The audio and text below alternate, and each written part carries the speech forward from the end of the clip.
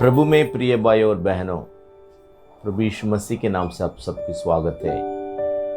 आज मैं आप लोगों के साथ बपतिस्मा के बारे में मैं बात करना चाहता हूँ।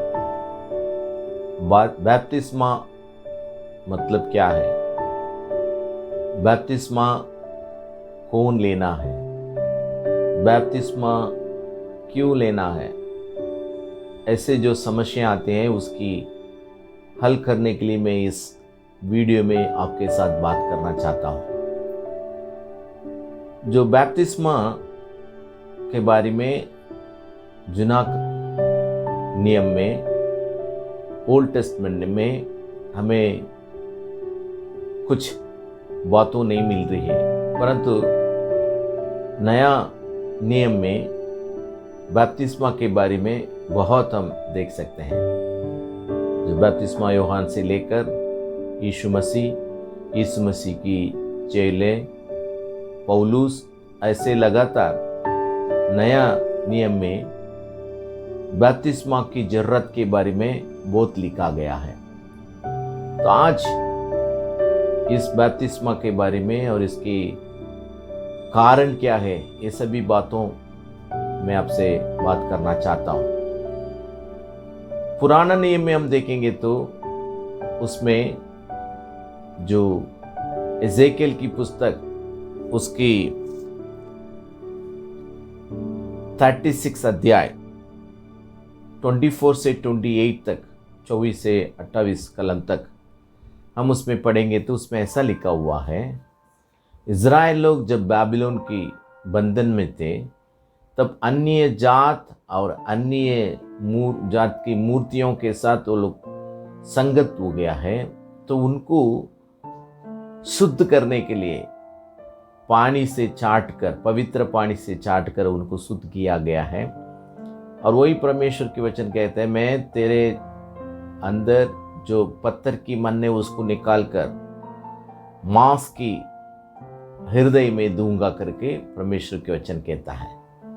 जो वहाँ से जब लोग आए थे तब उनकी हृदय पत्थर बन गया, उनको मांस की हृदय चाहिए और समझने का, सोचने का शक्ति चाहिए, इसलिए मैं तुम्हें दूंगा करके परमेश्वर का वचन कहता है। इस जगह में हम पानी शुद्ध के लिए उपयोग किया करके हम देख सकते हैं। ज़्यादा से ज़्यादा जो मलाकी पुस्तक और माती पुस्तक के बीच में या यीशु मसीह के जीवन चरित्र शुरू होने तक जो लगभग 400 साल के अंदर इस बपतिस्मा की बातों जो रबी लोगों की पुस्तक में आया है और उनकी जो बोधना में बपतिस्मा के बारे में ज़्यादा से ज़्यादा बताया है। जैसे जो बलि चढ़ाते थे वैसे ये भी एक उनकी जो बपतिस्मा, पानी में उतरकर बपतिस्मा लेना, अपना जो पापों की क्षमा के लिए करना, ये सभी बातों को ये समझाती है। तो पहली बार हम ये देख सकते हैं जो बपतिस्मा यूहन्ना रण एरिया में उनके पास जो लोग गए थे उनको बपतिस्मा दिया, और उसी में यीशु मसीह भी यूहन्ना के द्वारा बपतिस्मा लिया है। और वो भी जो बपतिस्मा की महत्व के बारे में बताया। मत्ती उसके 28 अध्याय 19 कलम में ये कहता है, पिता, पुत्र और पवित्र आत्मा के नाम से तुम बपतिस्मा लो। और प्रेरितों की कृति उसकी दूसरा अध्याय 38 वर्ष में जो प्रेरित लोग भी ये कहते हैं, मन फिराओ और बपतिस्मा ले लो।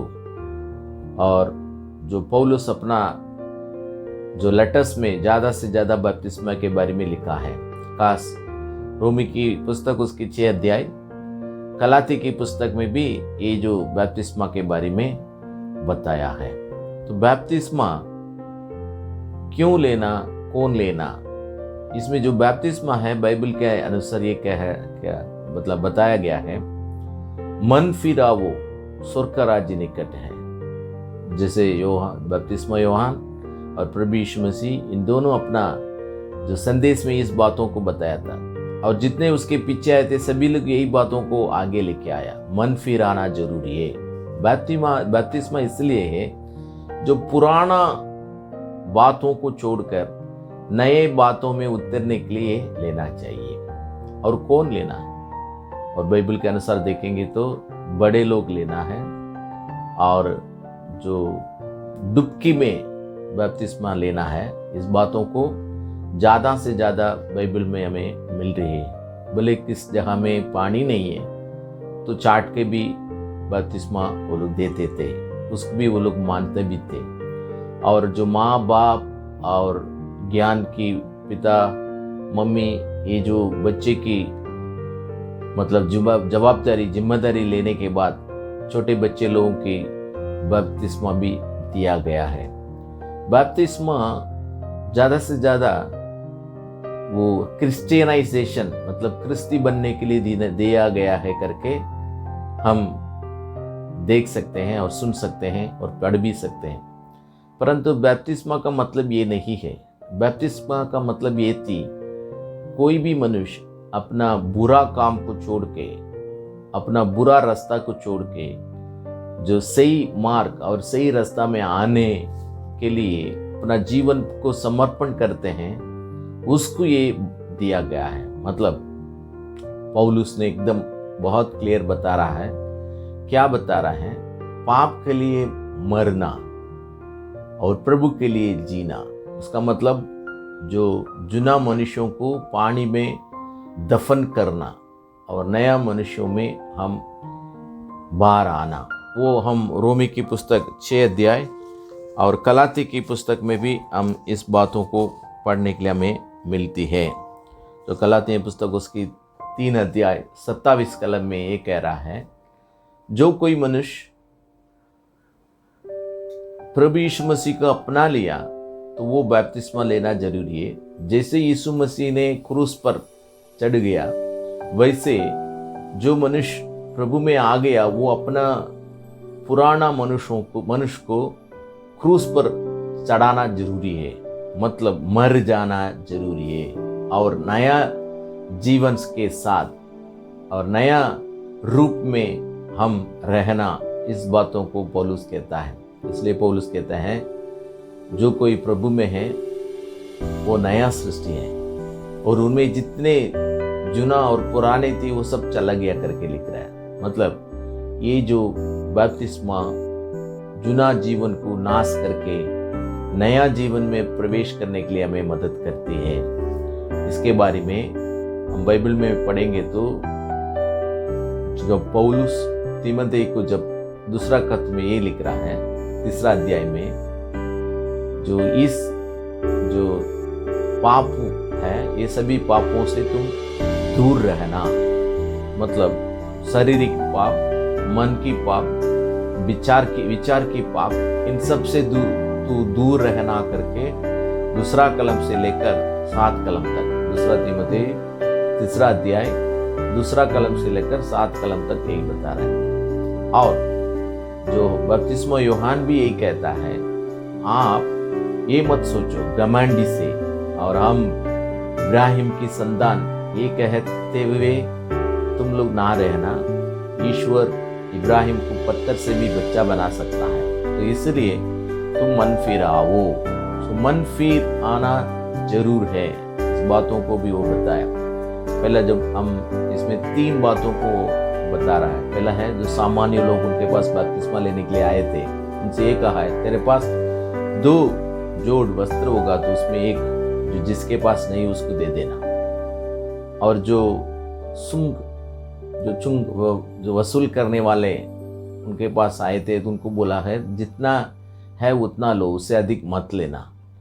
और जो सेवक लोग मतलब मिलिट्री और पुलिस उनके पास आए थे, उनको बोला है तुमने सही ढंग से तुम्हारा काम करो और किसी के ऊपर झूठा मतलब केस मत लगाओ, और इतना भी नहीं, तेरा जो तंगा है, तेरा जो सैलरी उसमें तो खुशी हो जाना, इसके अधिक कुछ तुम एक्सपेक्ट मत करना।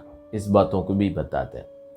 और यीशु मसीह क्या कह रहा है, मैं 3 बातों को आपके साथ सामना करना चाहता हूँ। यीशु मसीह हमेशा पाप का विरोध है, वह पापी का प्रेमालु है। उनके जीवन में हर एक कदम, हर एक समय बहुत कुछ हम सीखने के लिए मिलती है। एक बहन उनको व्यभिचार से पकड़ा कर लेके आ रहे थे, तो यीशु मसीह से कहा है, हमारा नियम ये कहती है जो व्यभिचार से पकड़ा गया उनको ऊपर पत्थर मारना। अभी आप इसको क्या दंड देना चाहते हैं? तब यीशु मसीह ने कहा है, तुम में जो पाप नहीं किया है वो तुम पहला पत्थर मारो। तो वहाँ की भीड़ सब चला गया। उस स्त्री से पूछा, क्या हुआ, कोई तुम्हें पत्थर नहीं मारा है क्या? नहीं। तो यीशु भी बोला, मैं भी तुम्हें पत्थर या नहीं तो मैं तुमको जो कुछ भी नहीं करना चाहता हूँ, मगर तू ये करो, तुम्हारा पाप ना करो, अभी से तो पाप ना करो करके उनको भेज देते हैं। इसमें यीशु मसीह ने एक बातों को आगे लेके आ रहा है। व्यभिचार में 2 जन होना चाहिए, मगर एक को पकड़ के लेके आया, एक किधर गया? सो प्रभु यीशु मसीह इस बहनों को और उनकी जो समाज ने दंड देना चाहते हैं, उस समय में न्याय से सोचने लगा। क्या सोचने लगा? उन बहनों को दंड देना जरूरत नहीं, दंड देना होगा तो दोनों को देना है। न्याय है एक साइड नहीं, न्याय है दोनों साइड का होना चाहिए।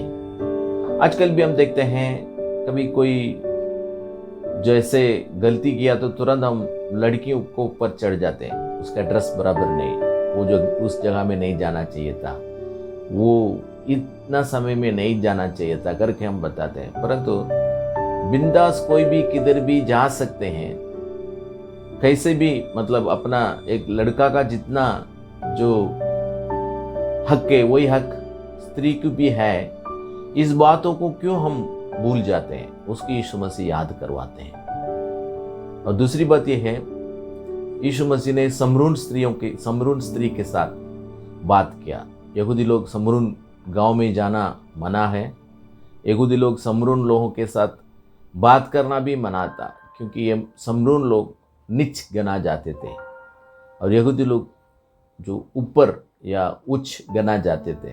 उस जगह में यीशु मसीह समरून लोग के गांव में जाके और उन बहनों से बात किया और उनसे ये कहा, मुझे पानी पिलाओ। वो बहन खुद कह रही है, आप तो उच्च जात का है, कैसे मेरे पास पानी मांग सकता है? परंतु यीशु मसीह कहता है, तुम दो, मैं तुझे जीवन की पानी दूंगा। तो जो दोनों बात करने में एक बात हमें समझने में मिल रही है, यहूदी लोग कभी भी जो समरून के गांव के अंदर प्रवेश करके जाना होगा तो कभी नहीं जाता है। 40-50 किलोमीटर घूम के जाना होगा तो भी वो लोग जाएंगे, मगर इस गांव के अंदर नहीं जाएगा। तो मतलब यीशु मसीह मनुष्य में कोई भेदभाव नहीं देखा, उनके साथ एक संबंध रखना चाहते थे, इसलिए उस गांव के अंदर गया। और दूसरी बात, जो बहनों मतलब स्त्रियों पुरुष के साथ बात करना गलत है। और तीसरी बात है, वो जो बहन है उसको 5 पति था, फिर भी ये जो बहन के साथ यीशु मसीह ने बात किया। क्यों? क्योंकि जो कोई समाज से दूर ना रखना चाहिए, वो समाज के साथ रहना और समाज में सब लोग मिलके और समाज में कोई ऊपर नीचे नहीं करके सो समझाने के लिए इस गांव में जाकर उस बहनों से बात किया। उस बातों को हमको समझने मिल रही है। और तीसरी बात है, जब जो चुंगी लेने वाले के घर में यीशु जाकर उनके साथ भोजन करने के लिए बैठा था, तब दूसरे लोग जो फारिसी, सादुसी और न्यायाधीश लोग ये सोच रहे थे, ये तो पवित्र महान है और ये कैसे जो पापी लोगों के साथ अपना समय बिता सकता है, पापी लोगों के साथ कैसे बैठ कर खाना खा सकता है, ये आदमी ठीक नहीं है, ये ठीक नहीं करके सोच रहे थे। परंतु यीशु मसीह ने कहा है, ये पाप को मैं बुरा मानता हूँ और पापी को मैं बुरा नहीं मानता हूँ, क्योंकि मैं उनके ऊपर प्रेम करता हूँ।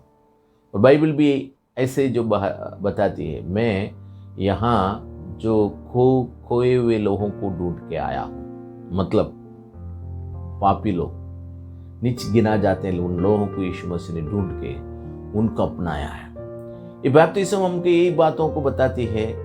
बैप्तिस्मा के द्वारा हम एक अंग अवयव हो जाते हैं। पहला कुरिन्ती 12:13 में ऐसा लिखा हुआ है, हम सब एक अवयव है। यीशु मसीह के शरीर में हम एक अवयव हैं। तो ऐसा हम सोचने के समय में कैसे हम भेदभाव कर सकते हैं? आजकल क्रिस्ती समाज में भी जात भेदभाव बहुत है।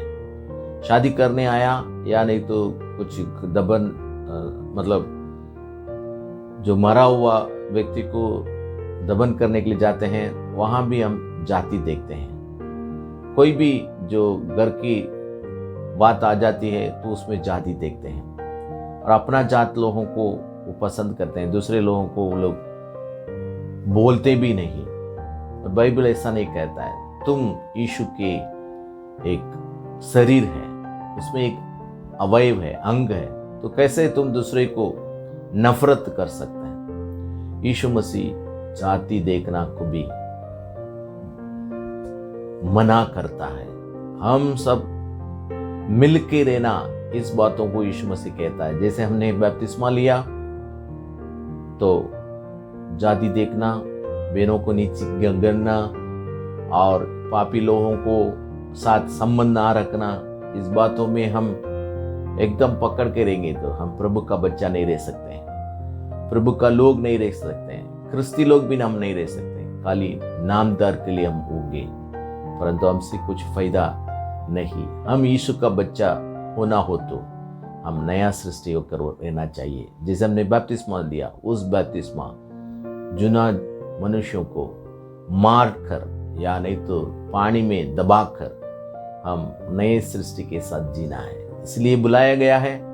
तो मेरा प्रिय भाई बहनों, बपतिस्मा हमको यही सिखाती है, इसके अलावा दूसरा कुछ नहीं। बपतिस्मा लेगा तो हमको चर्च में जगह मिलेगी, स्वर्ग में जगह मिलेगी, ये बात हम ये बपतिस्मा से हमको दूर रखती है। जो सच्ची बपतिस्मा ये है, हम इस दुनिया में दुनिया के लोगों के साथ कोई भी भेदभाव बगैर बहनों को समझकर और जो नीच जात लोगों के साथ या उच्च जात लोगों के साथ ऐसा कोई भेदभाव बगैर सबके साथ अच्छा रहकर और जो पापी लोगों के साथ संबंध रखे उनको भी प्रभु में लाने के लिए हम कोशिश करना ये चाहते हैं, वो हम करेंगे जरूर। हमने जो लिया हुआ बपतिस्मा एक अच्छा और एक सुंदर जो काम के लिए उपयोग में होगा। परमेश्वर वचन के स्वर हम सबको आशीर्वाद दे। आमीन।